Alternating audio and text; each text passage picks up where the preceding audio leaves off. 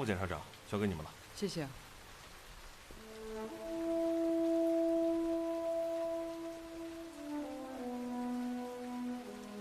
走吧。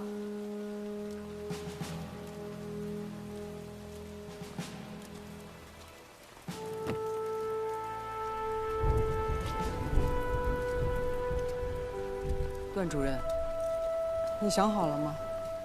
不再委托律师了。你呢？你准备好了吗？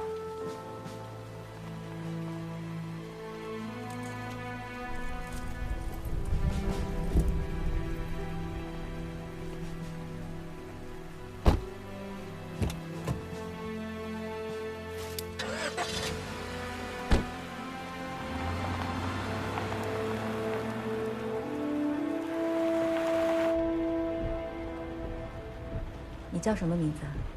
段妍映。我看了你的笔试成绩，几门功课都不错，还有奥数的奖状。看你的报名表上爸爸妈妈的职业，爸爸是一名检察官。是。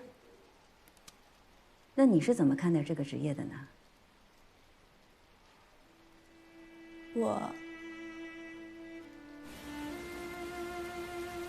一开始我不知道什么是检察官。电视上总会播那些法官和法庭的戏，在那里边，检察官都是和他们作对的坏人。小时候，我每次看到这类剧情，我就问爸爸妈妈：为什么他们那么辛苦，却总被写成坏人呢？难道他们不生气吗？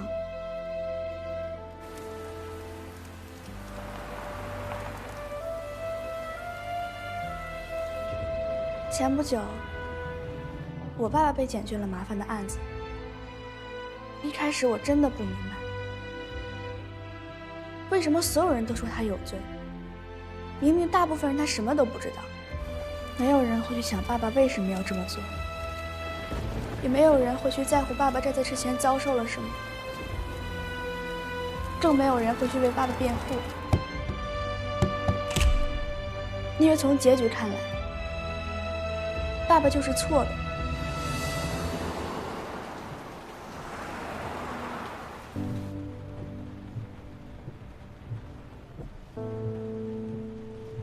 大家都在乎结局，只有我爸爸他自己和他的同事们才在乎造成结局的原因。放宽对正当防卫的启用条件，也算是顺应时代吗？如果社会的普法程度不高，就需要用更严苛的方式来约束更多人的行为。但是今天呢，就算是学校里面的小学生，在课间追跑打闹的时候，都会蹦出几句法律词。发展太快了，我们的法律都随着时代的发展，在不断的进步，不断的完善。那我们的判定标准，是不是也需要与时俱进呢？那你爸爸现在呢？我相信他会没事的。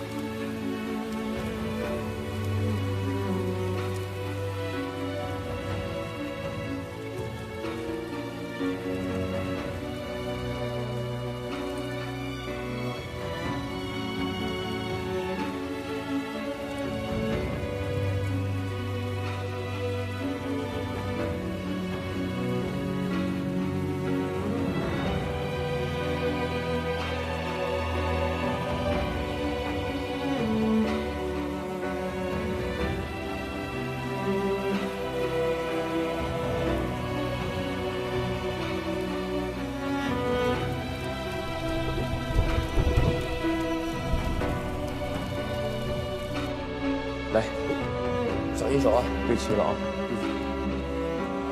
行，差不多了。喂，妈，不是说今天开会吗？什么验证码呀？行，你再发一次，我给你发过来啊。工作时间发什么验证码呀？手机我在看。不是，我妈新换了一手机，她不会弄，我就把她手机上所有的软件都绑的是我的手机号码。没想到你的心还挺细，那你快点弄吧。小周，哎，来一下，你把这个电话号码记下，快点啊！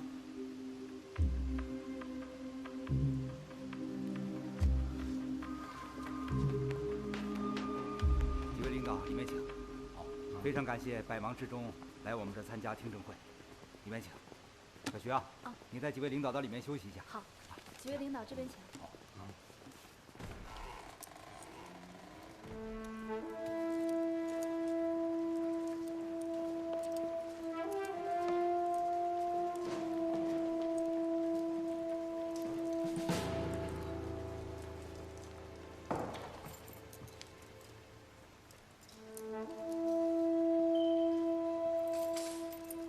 今天，五盐市检察院在这里召开428案的听证会，通过视证听证的方式，听取各方意见，为本院依法公正办理刑事案件提供参考。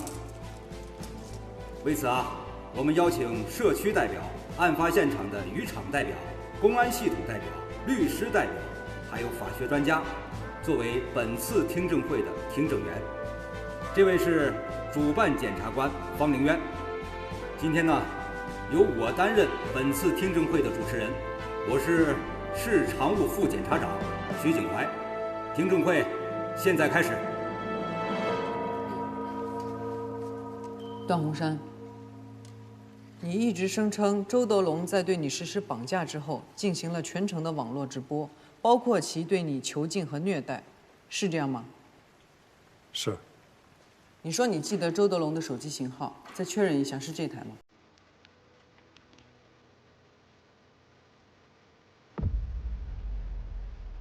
是。经过技术检测，这个手机中并没有检测到任何和直播相关的内容，这完全是一部新的手机。所以，段洪山的关键证词没有有效的证据支撑。但是各位，关于这部手机，我们还找到了另一个疑点，就是它被发现的位置。主持人，我向您申请离座，向听证员展示说明。好，同意离座展示。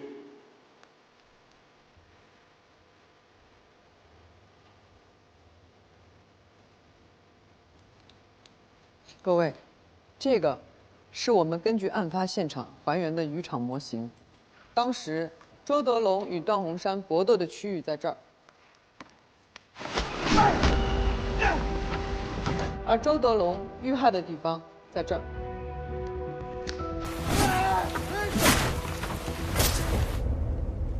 手机掉落的位置在这儿。从这个距离看，手机到案发现场应该有5、6米吧？准确的来说是8米。段洪山，手机是怎么掉下去的？我当时没有注意，栈道很窄，周德龙的动作又很大，应该是在追逐、攻击我的时候，手机掉到海里面去。我们家渔场我清楚，就算是手机掉下去，也不可能飘那么远。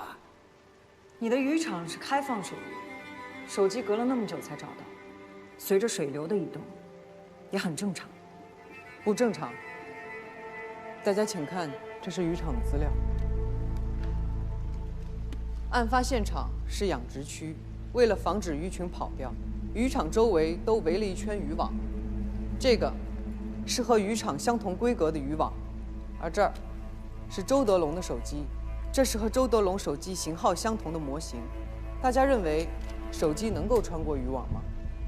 如果我没有记错的话，这是个老渔场，会不会因为年久失修有个窟窿什么的？我们带着同样的问题去渔场做了调查，调查发现，在案发前1周，渔场因为年久失修，所以更换了新的渔网，并且没有损伤。这个渔场老板可以证明。没错，前段时间刚换的。这个渔场啊，就在我们断科镇啊，大致一段。根据证人梅征的说法，手机发现的位置在渔网外，但实际上，这个手机根本没有可能穿过这么小小的渔网。如果是，那肯定是有人塞过去的。如果是有人塞过去，那手机上一定会造成损伤，又或者有另一种可能，就是这样。用这样的方式丢出手机。我们测量过，渔网的高度是3.5米，需要很用力才能将手机丢出去。如果这么做，目的只有一个，就是销毁手机，隐藏里面的真实内容。有证据指向将手机丢出渔场的是什么人吗？我认为，这台手机是能够证明段洪山正当防卫最直接、最有效的物证，所以扔手机的人不会是段洪山。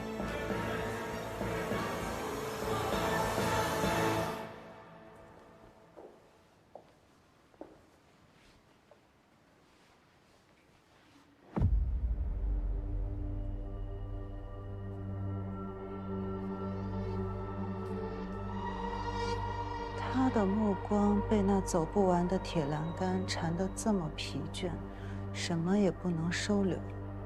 他好像只有1000条的铁栏杆，1000条的铁栏后面便没有宇宙。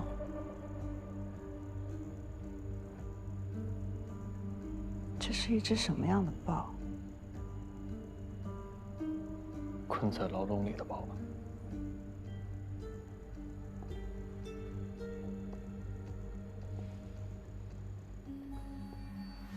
我怎么觉得它像是一只想要挣脱牢笼的豹，而且它已经成功了。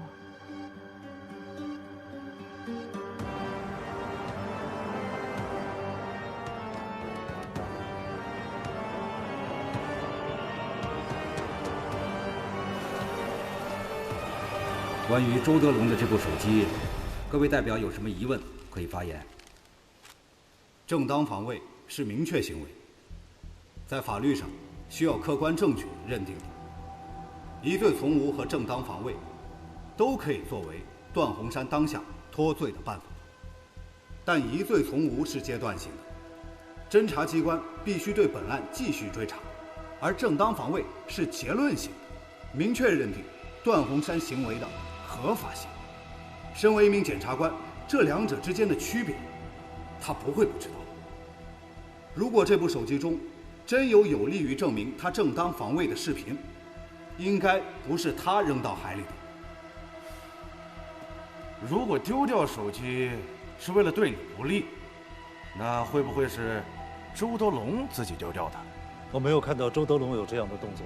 还有一种可能，实际上周德龙根本就没有直播，他只是用这种说法来迷惑你。再或者，这一切都是你自己编造出来的。我更没有必要伪造这样一段假视频，这是画蛇添足。没错，当了20多年的检察官，每年审理那么多刑事案件，应该最清楚如何自证。在这个问题上，我相信段洪山没有撒谎。正是因为他熟悉这一切，再拿这些反过来迷惑我们，也不是不可能啊。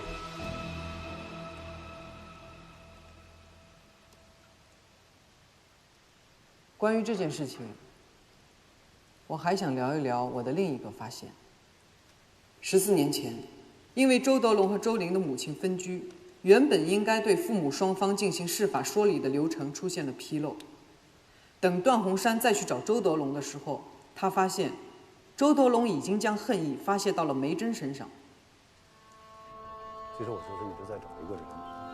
段洪山在五原市到处找周德龙，他都没有找到。直到李沐风案已经过去了几年，他也快要放弃的时候，有一天，他来到了一所高校附近。好像没有哎。那行，谢谢你啊。啊，没事，谢谢。好。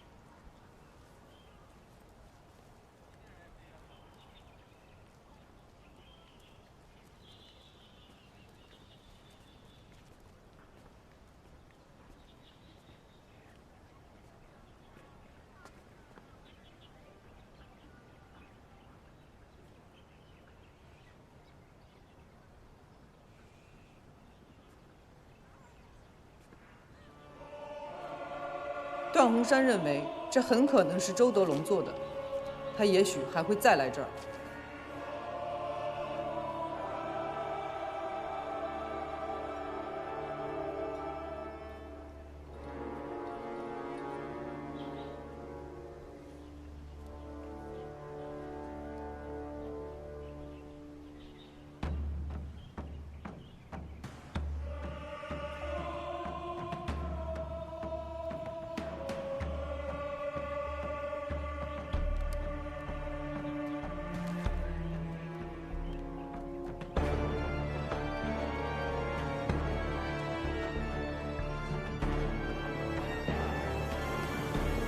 魏征，嫌疑人段鸿山，根据我们的调查，你时常会再访受害者和加害者，你再与梅征接触，一方面是为了不再让他受到周德龙的骚扰，另一方面是为了找到周德龙，是这样吗？是。周林的父亲是有来照顾你们。之前来过。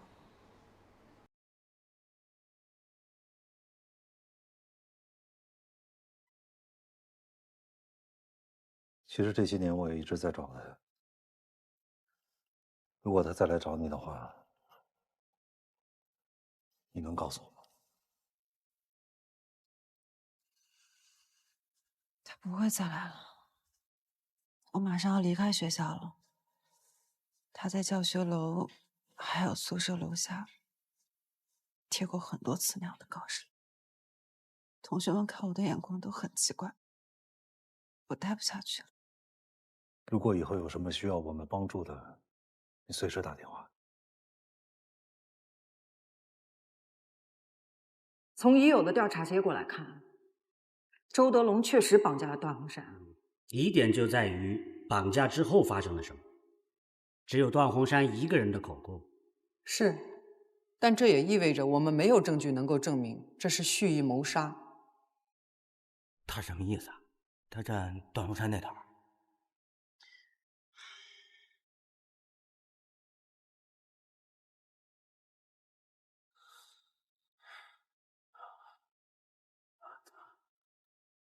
各位，据我们调查，周德龙就住在段鸿山家小区里，而且是同一单元、同一楼层，一墙之隔。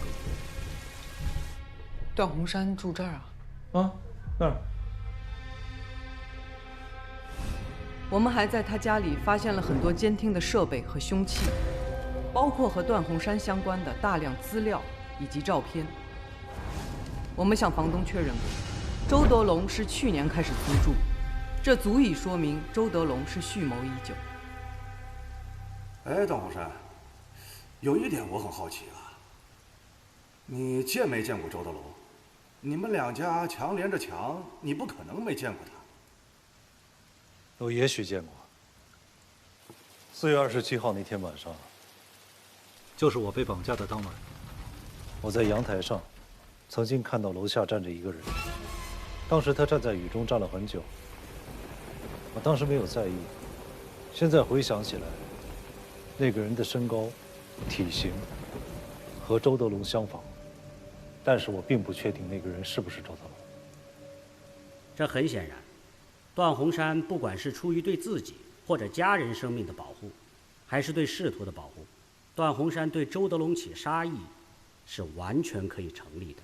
是啊，段鸿山和周德龙这两个人结怨这么深，这明显就是故意杀人呐，然后再利用他的法律知识脱罪。我没有这几位专业啊，但是从现有的资料来看，你从出了门到消失这一段路程，所有的监控都没有周德龙的身影啊。我是江庭案的主办检察官，梅正打电话给我，说想约我见面。一定要今天？或许是他想告诉我一些和江庭案有关的消息。周德龙既然一直都在监视梅正，那也可能知道我们今天晚上的这次见面，所以提前做了埋伏。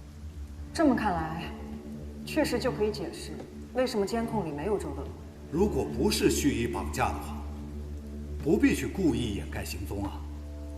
根据新的补充侦查，整个幸福里小区有1000多户，只有少数10几户人见过周德龙，见的时间也非常奇怪，要么是在清晨，要么是在深夜。你是说，段洪山也许根本没有见过周德龙？我只是提供调查事实。关于段洪山平时是如何处理案件的，各位都有耳闻啊。我不知道大家有没有看过李沐风申诉会的直播。从这些年他对李沐风的态度，不难看出，段洪山周到细致。面对争议比较大的案子，我们很多人往往会因为现场的惨状，或者是受害者的遭遇而失去判断力。但是他不是，段洪山总是客观冷静地处理好每一个案件。我认为他真的是一个把每一个当事人都放在心里的人，让每一个群众都能感受到公平和正义。做过好事的人，就永远不会做坏事了吗？我依然认为，段洪山故意杀人嫌疑很重。作为一个从检多年的检察官，如果真的是正当防卫，那不可能处理不好。段主任在几件刑事案件中，就因为漂亮的处理方式而受到了表彰。为什么到了自己的案子，他第一不能证明自己生命受到了威胁，第二不能从周德龙手中逃脱？作为一个资深的检察部主任，这是不是太反常了？所以您的意思是，您认为，作为一名检察官，在生活中无论遇到什么样的状况，都应该时刻保持冷静、客观、理智，甚至都不能够拥有一个人该有的情绪，是吗？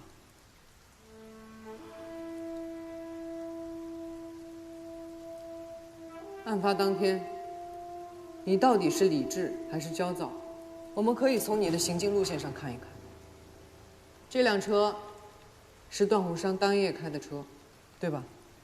是。刺伤周德龙之后，你开着这辆车离开了现场，然后去了最近的派出所，是吗？是。发生了这件事情之后，我能想到的是第一时间去公安报案，这样可以最大程度地保留当场的证据。当时我能开的只有这辆车，是周德龙绑架我来的车。从段洪山被劫走的路口到渔场，路程为25公里，而从渔场到最近的派出所，路程为7公里，共计32公里。段洪山报案时说，车里的里程数显示的是35公里，这多出来的3公里，您能解释一下吗？当时天上下起了雨，视线不好，路况也不好。根据当天的天气预报，12小时内降水量为27毫米。我经常往渔场跑，就这点水量，还算不上暴雨，不可能看不清楚。我刚刚死里逃生，我对那个附近又不熟悉，就算绕了路，就算走错了路，也都属于正常情况。所以说，你当时很紧张。是。那你还能注意到里程数？注意现场细节，是我的职业习惯。段洪山，你这一会儿紧张的，一会儿冷静的，我是真不知道你哪句是真，哪句是假。你这个人有点太不老实了。按照段洪山的描述，周德龙扑向自己时已经挣脱了绳子。这里我有一个疑问：既然你已经挣脱了绳子，你没想过逃跑吗？遇到危险马上逃跑，这是人的本能。如果有机会逃跑而不逃跑，反而提刀反杀，这可不是正当防卫啊！我曾经尝试着逃跑，但正如方副检察长所说，渔场的周围全都是铁网，我连跳海的机会都没有。在那样的情况下，我跑不了。所以周德龙挥刀追上了你，然后你就夺过刀刺中了他。不，我确实夺过了周德龙的刀，但我并没有立刻刺向他，而是我想用刀把他逼退。但是周德龙不顾性命，继续的追赶我，攻击我。我的头上有伤，还在流血，我的腿被渔网死死缠住。我当时生命正在受到严重的威胁，那一刻我无法保持冷静的思考。段洪山，会不会是因为周德龙举报了你，威胁到了你的前途和家人，你就杀了他？我是自卫。周德龙手持铁钩向我的脑袋砸来，我只能反击。明白。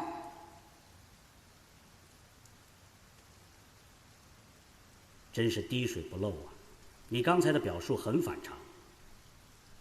对你不利的时候，你就说你很紧张；对你有利的时候，你的陈述条理清晰，思维敏捷。我现在更加怀疑你为求自保，杀了周德龙，最后伪造了正当防卫的假象。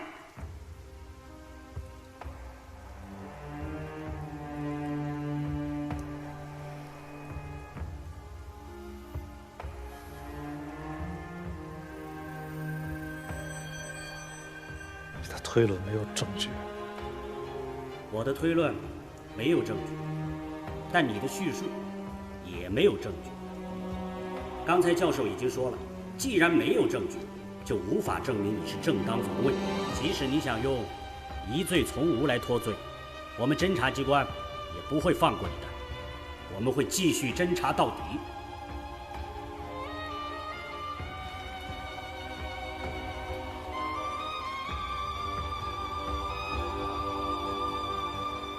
你觉得段洪山会有什么样的结果？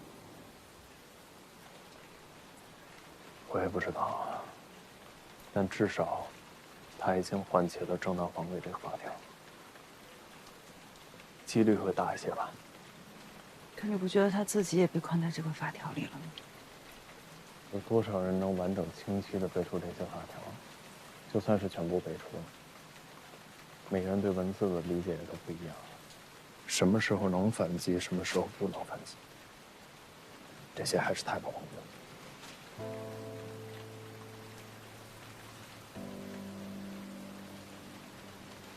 要是能像信号灯一样就好了，红灯就停下来，绿灯就继续往前走。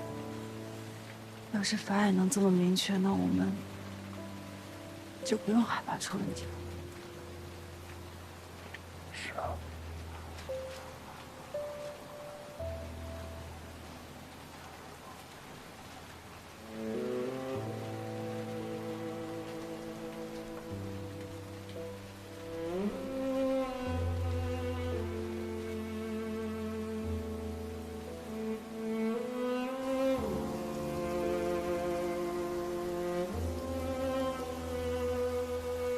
我认为，在任何契机下，任何人都有可能犯罪，而这种犯罪行为，并不能够决定这个人是善还是恶。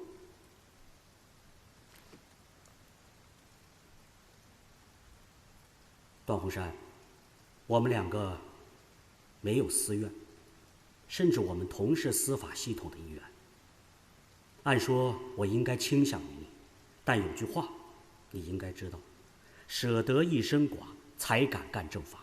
看起来这个案子不简单呐，最黑暗的部分是很有典型性的案子。只是我想不通的是，既然不是蓄意谋杀，为什么仅仅一刀就能刺进周德龙的胸口？我不知道你是不是记得5年前的一个案子，2名当事人，老刁、老郭。老刁当时抢了老郭的媳妇儿，给老郭戴了绿帽子，并且长期殴打老郭。突然有一天啊，这个老刁喝醉了酒，他又跑到了老郭的家里边去，对其进行侮辱、殴打。老郭跑也跑不掉，打又打不过，随手就抄起了一把剪刀，一刀捅死了老刁。老郭并没有主动杀人的目的，但是在极度恐慌、一心想要逃命的情况下，我们还要要求他准确地判断出，在那一刻，老刁是不是已经丧失了继续侵害的能力？同时还要考虑到自己自卫的尺度，这太强人所难了，不具备现实可能性。不是段洪山，你说这些跟你这个案子有什么关系？他说的是最高检收编的典型案例里对郭某某正当防卫案的平息。可是刀毕竟在你的手里，对方并没有停止侵害行为，而且也没有脱离现场，不能认为侵害行为已经停止。你这是狡辩。这是简历第47号，检察院对于海明正当防卫案的平息。我现在所面对的情况，在以往的案例中都能够找到类似的对应，也都有定性正当防卫的解释。为什么到了我这里，这些定性就全都不适用了呢？